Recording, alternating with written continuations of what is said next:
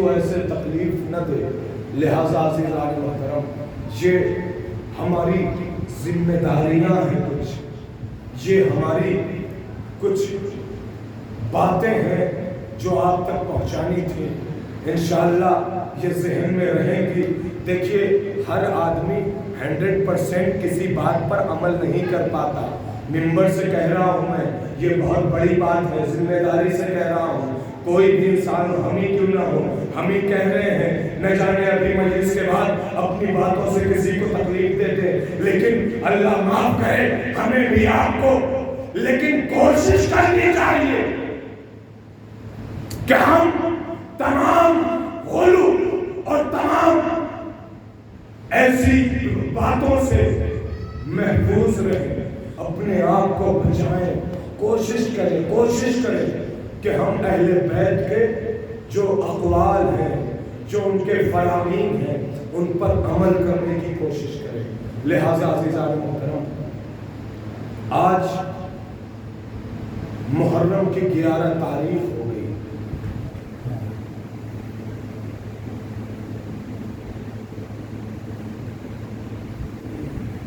آج ہم اور آپ جناب سیدہ کو پرسہ پیش کر کے عاشور تک بہت اپنے آپ کو زحمتوں میں رکھا، زحمتوں میں ڈالا.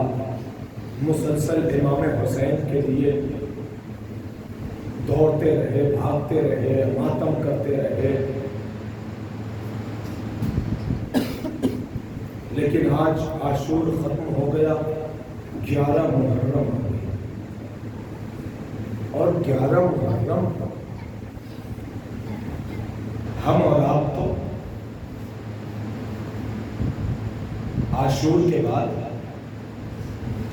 تھوڑا سا سکون ہو گیا نا، شام غریبہ کی مجلس سن کر ہم اور آپ آرام سے سو گئے.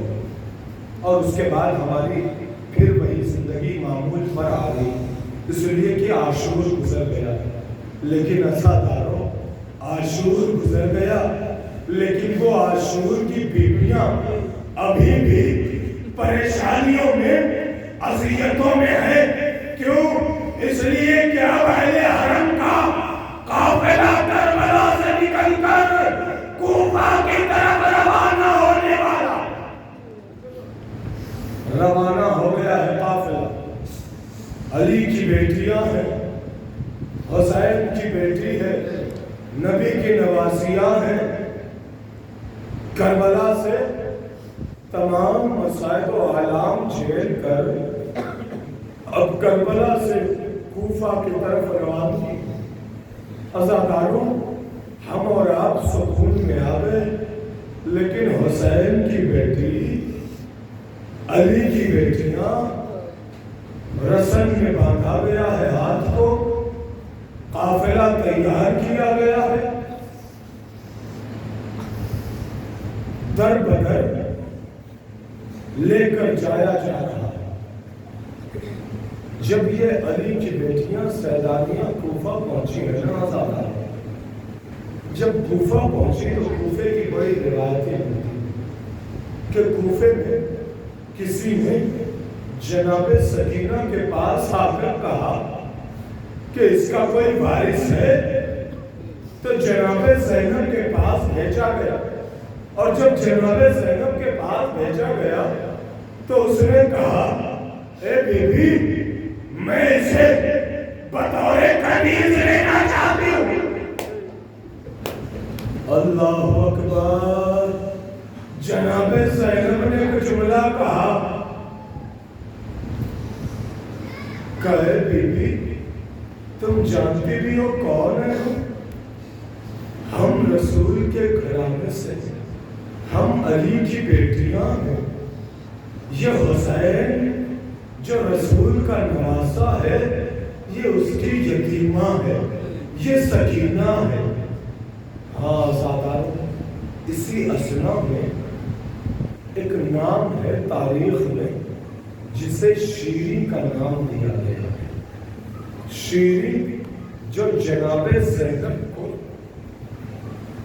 جو امام حسین کو ہمیشہ دیکھا تھا، ساتھ میں بیٹھے تھے اور اس سے قرآن سیکھا تھا، لہذا جب شیری کی شادی ہو گئی تو ایک مرتبہ جب شادی ہوئی اور کوفہ آنے لگی تو شیری نے کہا اے میرے آقا میں آپ کے گھر کو چھوڑنا گوارا نہیں کر سکتی، لیکن امام حسین نے کہا تھا اے شیری جاؤ، تم جاؤ، ہم ایک دن تمہارے ہاں مہمان بن کر ضرور آئیں گے۔ شیری نے کہا مولا آپ خادمہ کے گھر آئیں گے؟ آقا آپ خادمہ کے گھر آئیں گے؟ حسین نے کہا اے شیری ہم وعدہ کر رہے ہیں تمہارے گھر پر ضرور آئیں گے۔ شیری ایک مرتبہ سو رہی ہے، خواب میں دیکھا میرے آقا آئے ہوئے ہیں، میرے آقا میرے گھر پر آئے ہوئے ہیں۔ شیری خواب سے بیدار ہوئی، بے چین ہو کر کبھی اس حجرے میں، کبھی اس کمرے میں، کبھی اس صحن خانہ میں دوڑتی ہوئی، دیکھا تلاش کیا، جب حسین نہ ملے اپنے خاوند کو اٹھایا، اٹھانے کے بعد کہا میرے آقا کو دیکھا ہے، میرے مولا کو دیکھا ہے، کہا کیا باتیں کر رہی ہو، ابھی تو سو رہے تھے کوئی نہیں آیا۔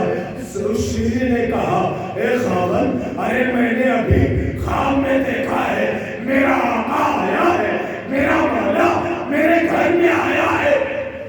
جب وہ شخص نہ مانا شیری نے نقاب لیا، گھر کے باہر نکلی، اب جو باہر نکلی تو کیا دیکھا کہ ایک قافلہ ہے جس میں کچھ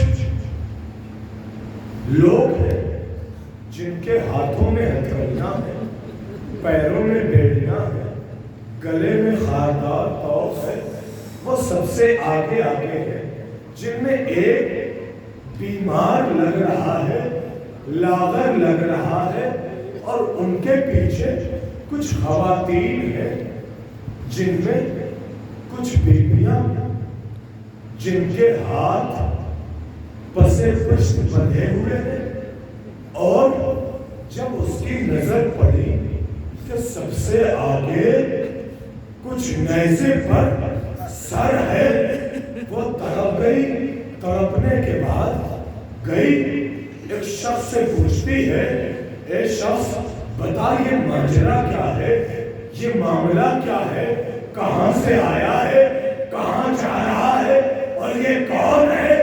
جیسے اس نے پوچھا ارے اس نے کہا اے بی بی یہ کربلا سے آئے ہیں، شام کی طرف جا رہے ہیں، شام کی طرف جا رہے ہیں۔ بیویوں نے کچھ نہ بتایا تو یہ بیوی خود جناب شیری جناب زینب کے پاس پہنچی، اور پہنچنے کے بعد ایک جملہ کہا آپ نے میرے آقا کو دیکھا ہے، آپ نے میرے مولا کو دیکھا ہے؟ کہا کون؟ کہا ابھی میرے آقا میرے خواب میں آئے تھے، اور مجھے یقین ہے کہ میرا آقا جو وعدہ کرتا ہے وہ پورا ضرور کرتا ہے۔ آپ نے میرے آقا کو دیکھا؟